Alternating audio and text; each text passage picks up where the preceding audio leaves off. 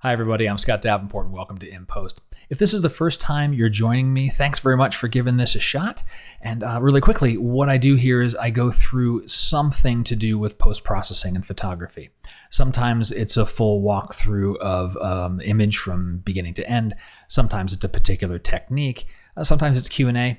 In this particular episode, we're going to be talking about a glow effect, and I'm really fallen in love with the glow effects coming out of Aurora HDR. Now, I don't do a lot of HDR. A few years ago, I experimented with it. I still like it for certain types of photography, especially architecture, when you want to get like really good details and fine, grain and texture in columns and so forth. But for my seascapes and my landscapes, not so much.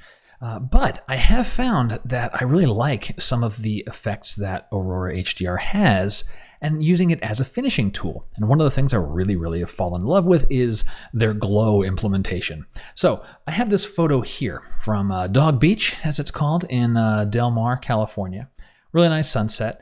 I've done my basic adjustments here in Lightroom. Do the / key, and we can see the before.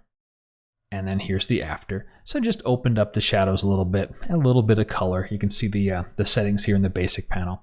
Pretty standard fare for the type of work that I do. But I want to take this now and give the image like an overall dreamier feeling and just a softer glow to the entire landscape. And I'm going to do that with Aurora HDR. Now, this is a little weird to me, at least. I can't just send it through the plugin because the plugin to Aurora will load the original image and I won't have all of my Lightroom settings. But they do have this export option. So I can export with a preset and I can choose use TIFF with Lightroom adjusters underneath this, Aurora HDR 2017 area. I'm going to do that, load this over into Aurora, and I'll see you on the other side. Made it over into Aurora, and we can see that the adjustments I had in Lightroom are applied here. So I want to go and add this dreamy feeling to it. In the presets area, there's a whole bunch of things. I've got my favorites. I've got one favorite, Dreamy. I'm just really in love with this right now. But just to see some of the different categories, in basic, you've got some, there's Dreamy. That's my favorite one that I picked up. There's a romantic glow. There's a smooth glow. And some of the other ones, like in landscape, they'll have some other things that have glow effects, like this soft and airy one. And it really doesn't matter which one you choose per se. It's what you like. So I'll go back to my favorites. And I'm going to tap on Dreamy. And it applies this glow to the entire photo. Now, this is over the top for me. This is too much. But what's nice is you get this slider in the preset, and I can dial this up or down to kind of rein in where I want things. And depending on how large your files are and how good your computer is, there is a little bit of a lag. You can see this processing thing that shows up above here. If I slide that again, I wouldn't mind that getting faster. But where I'm watching is the sky. And the sky and like the reflections in the beach. And I like where I'm landing, somewhere in the 60-ish range. Number doesn't matter. The look and feel of the photo matters. The only thing I don't like is adding this to the shadowy area, this cliff face that's almost silhouetted. And something else that's really nice in Aurora HDR is how they have implemented luminosity masks. So let's take a look at that because that's going to be perfect for this photo here.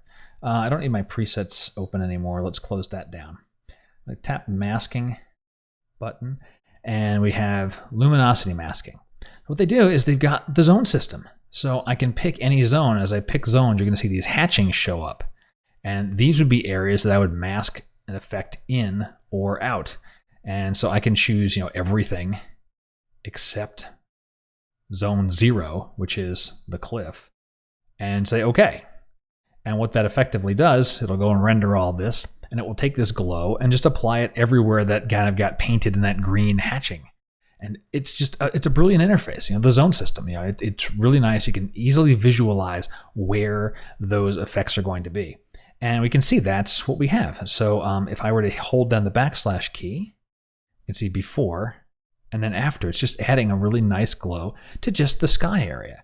And then if I wanted to, I could go back in and, readjust the level.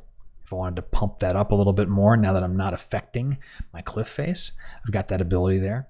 But overall, I just like the glow implementation that they've done here in Aurora HDR.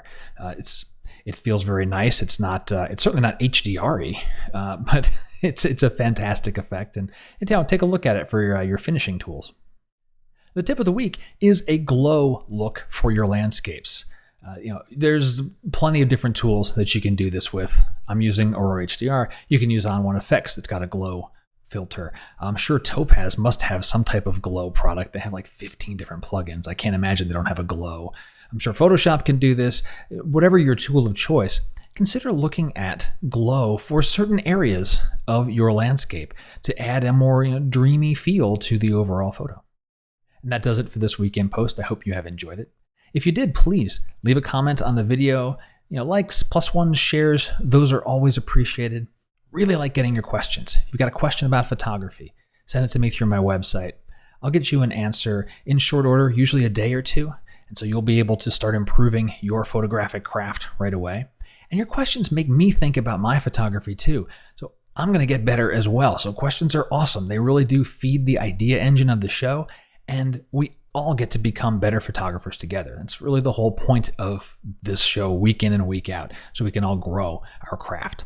Well, until next time, my name's Scott Davenport, and happy shooting.